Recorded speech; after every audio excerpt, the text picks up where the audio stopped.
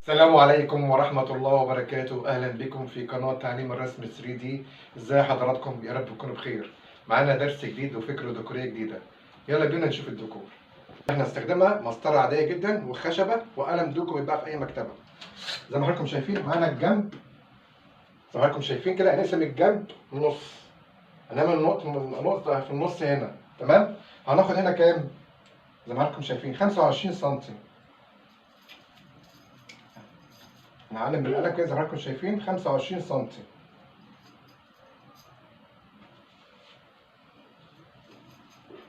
وهعمل كل مجرى 25 سم على الأربعة فيها 6.5. هعمل هنا المسافة 6.5 وأعمل علامة، وهنا 6.5 وأعمل علامة، وهنا 6.5 وأعمل علامة، وهنا 6.5 وهعمل علامة زي ما حضراتكم شايفين أهي. نقول تاني، أصبح هنا عندي كام؟ 25 سم على الأربعة. هعمل أربع خانات على الأربعة فيها 6.5، هنا 6.5 وهنا 6.5 وهنا 6.5، تمام؟ بالنسبة لتحت أنا عندي كام؟ متر 120 سم على الأربعة فيها كام؟ فيها 30 سم. هاخد تحت 30 سم وأعمل نقطة، 30 سم وهعمل نقطة، 30 سم وهعمل نقطة، وهكذا زي ما حضراتكم شايفين. هنبدأ نعلم.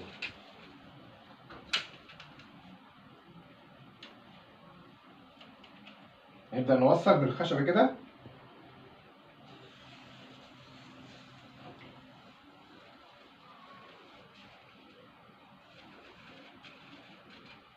تمام؟ المجرة التانية نعملها.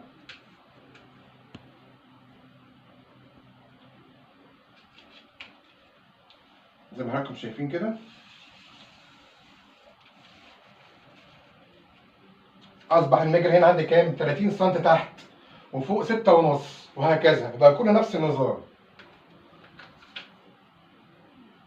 زي ما حضراتكم شايفين كده.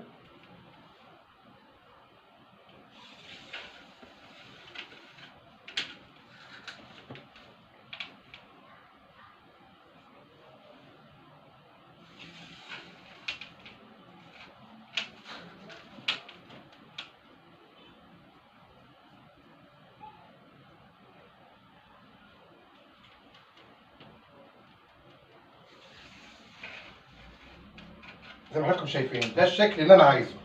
يبقى اربع خانات، هنا كام؟ 6.5 وهنا 6.5 وهنا 6.5 وهنا 6.5، تحت 30 سم، وبالمسافه دي كلها كام؟ 25 سم.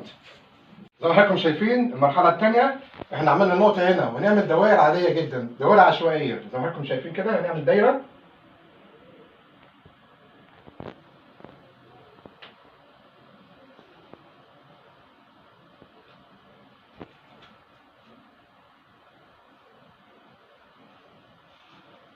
ادي اول دايره. هنعمل الدايره الثانيه برضو.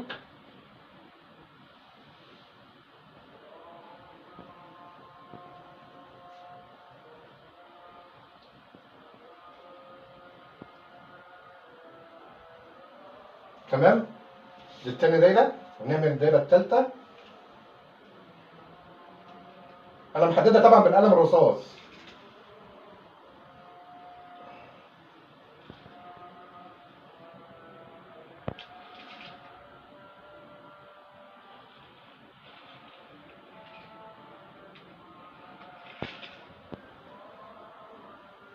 تمام؟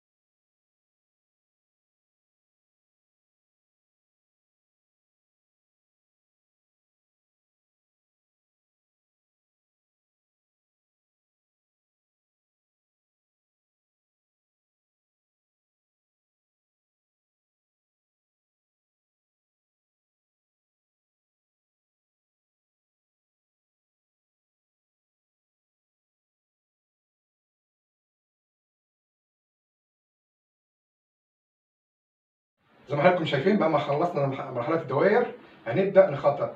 زي ما حضراتكم شايفين كده، خططنا واحده وهنسيب واحده وهنخطط واحده اهي بالعرض زي ما حضراتكم شايفين كده بالمسطره.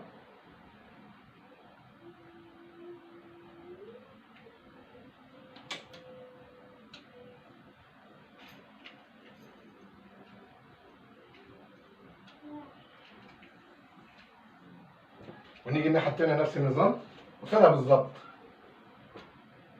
زي ما حضراتكم شايفين كده.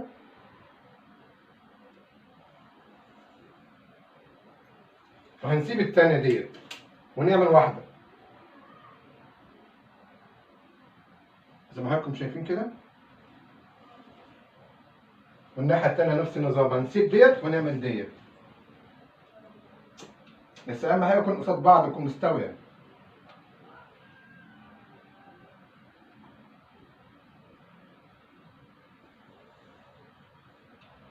وهكذا يبقى كله نفس النظام.